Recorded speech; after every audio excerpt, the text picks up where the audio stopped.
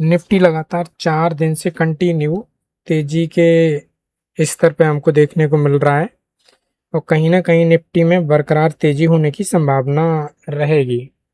तो इस वीक हमने देखा कि निफ्टी ने एक क्लोज अप ओपनिंग से शुरुआत की, गैप अप, और गैप अप देने के बाद निफ्टी कंटिन्यू अपने हाई स्तर पर बना हुआ है वीकली टाइम फ्रेम पे। तो आप देख सकते हैं कि मेरे सामने जो वीकली टाइम फ्रेम लगा हुआ है, तो निफ्टी का जो मूवमेंट जिस हिसाब से रहा, तो कहीं ना कहीं ये जो कंटिन्यू सेलिंग साइड थी, एक पैनिक हमको देखने को मिला और कहीं ना कहीं यहाँ निफ्टी ने ये 2 वीक में यहाँ पे साफ इंडिकेट हो गया कि निफ्टी यहाँ से अप डायरेक्शन में जाने की संभावना है। तो कहीं ना कहीं निफ्टी ने यहाँ पे जिस हिसाब से पैटर्न क्रिएट किया वो कहीं ना कहीं अप डायरेक्शन में रहा।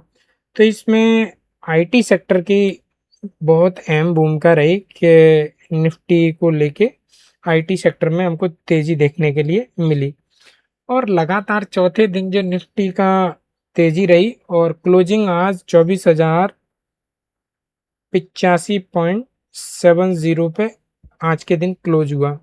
तो निफ्टी ने 24,000 का लेवल एक क्रॉस कर लिया। तो कहीं ना कहीं एक अच्छी बात है कि निफ्टी 24,000 से हमको ऊपर देखने को मिला। आगे क्रूड ऑयल की प्राइस बहुत महत्वपूर्ण भूमिका भारत के लिए रही, क्योंकि भारत आयात मैक्सिमम स्तर पर क्रूड ऑयल करता है। तो क्रूड ऑयल की प्राइस में गिरावट हमको देखने पर मिल रही है और $80 प्रति बैरल के हिसाब से प्राइस अभी पहुंच गई है और भारत क्रूड ऑयल को आयात करने का सबसे बड़ा एक देश है। तो इससे हमें निफ्टी में कंटिन्यू अप डायरेक्शन में ये सारी चीज़ें देखने को मिल रही हैं। निफ्टी को डेली टाइम फ्रेम पे हम लोग चार्ट को एनालाइज करते हैं तो आप देख सकते हैं कि यहाँ निफ्टी में जो ये हिसाब से निफ्टी ने आज 24,000 का लेवल क्रॉस करने के बाद 24,085.70 पे क्लोजिंग दी है। ये बहुत ही महत्वपूर्ण क्लोजिंग हो सकती है क्योंकि निवेशकों में कॉन्फिडेंस मजबूत हुआ है और मजबूत होने से क्या है कि इंडियन मार्केट में, भारतीय बाजार में अब निवेशक इन्वेस्ट करेंगे। तो कहीं ना कहीं ये हमको देखने को एक साफ इंडिकेट मिल सकता है। तो ये ओवरऑल आज का हमारा रहा। तो 15 मिनट टाइम फ्रेम पे मैं इसको शिफ्ट करता हूँ और आप इसको बहुत ध्यानपूर्वक इसको देखिए। तो कहीं ना कहीं ये जो कैंडल आज के डेट में क्रिएट हुई है, तो यहाँ से निफ्टी अप डायरेक्शन में रहा, कहीं ना कहीं थोड़ा सा यहाँ 24,100 पे जो हमें प्रॉफिट बुकिंग देखने को मिली और प्रॉफिट बुकिंग यहाँ से जो कंटिन्यू रही और प्रॉफिट बुकिंग के बाद में कहीं ना कहीं फिर बाइंग हमको अच्छी खासी देखने को मिली। तो आगे ट्रेडिंग सेशन में अगर 24,300 का लेवल हम देख सकते हैं, 24,300, तो यहाँ कहीं हमारे को 24,300 का लेवल हमको देखने को मिल सकता है। अगर 24,300 का लेवल अगर क्रॉस होता है तो हमारा आगे का जो टारगेट रहेगा 24,500 रहेगा।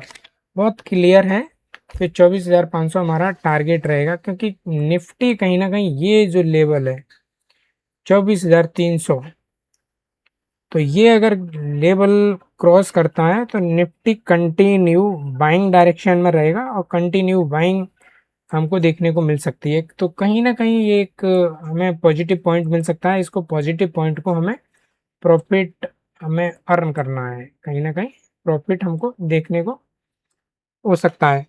अगर डाउन डायरेक्शन की बात करें तो अगर यहाँ से निफ्टी कहीं ना कहीं प्रॉफिट बुकिंग के माध्यम से या प्रॉफिट बुकिंग अगर आती भी है तो हमको 23,900 देखने को मिल सकता है, या फिर सेकंड जो लेवल हमारे सामने जो नज़र आ रहा है वो 23,700 का लेवल बहुत महत्वपूर्ण लेवल हो सकता है।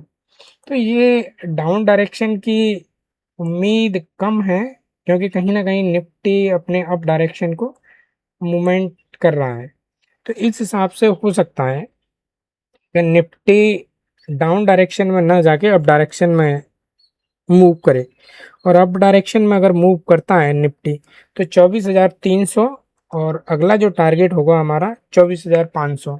तो ये दोनों ही मूवमेंट हो सकते हैं कि हमको एक अच्छा खासा प्रॉफिट जनरेट करा दे।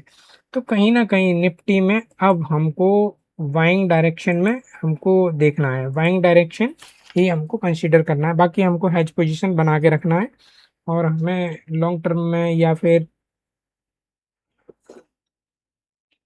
उस हिसाब से हमको देखते हुए रखना है। अगर निफ्टी कल अपनी ओपनिंग कहीं ना कहीं गैप अप अगर हमको करती है तो निफ्टी कहीं ना कहीं हमें अप डायरेक्शन में जाते हुए देखने को मिल सकती है। अगर निफ्टी कहीं ना कहीं गैप डाउन अगर ओपनिंग होती है तो निफ्टी में हमें फिर एक देखना होगा कि जहां रेजिस्टेंस शो कर रही है, रेजिस्टेंस शो करने के बाद में अगर डाउन डायरेक्शन में अगर आती है तो निफ्टी 23,300 का लेवल टच करेगी।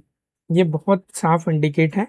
कहीं ना कहीं सारी पोजीशन है आप बना के उस हिसाब से रखिए। बाकी निफ्टी का जो मैक्सिमम जो है वो बाइंग डायरेक्शन में हमें देखने को मिल रहा है, क्योंकि आईटी सेक्टर में और क्रूड ऑयल में कहीं ना कहीं हमको क्रूड ऑयल की प्राइस कम देखने को मिल रही है, और आईटी सेक्टर में हमको तेजी देखने को मिल रही है।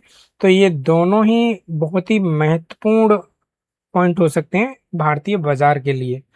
और यूएस और ईरान के बीच में जो समझौते हैं वो बहुत ही हमारे को पॉजिटिव नज़र आ सकता है इंडियन मार्केट के लिए। तो इस हिसाब से अपना पोजीशन हम लोग बनाएंगे और अच्छा प्रॉफिट जनरेट करेंगे। आप लोगों का बहुत बहुत धन्यवाद।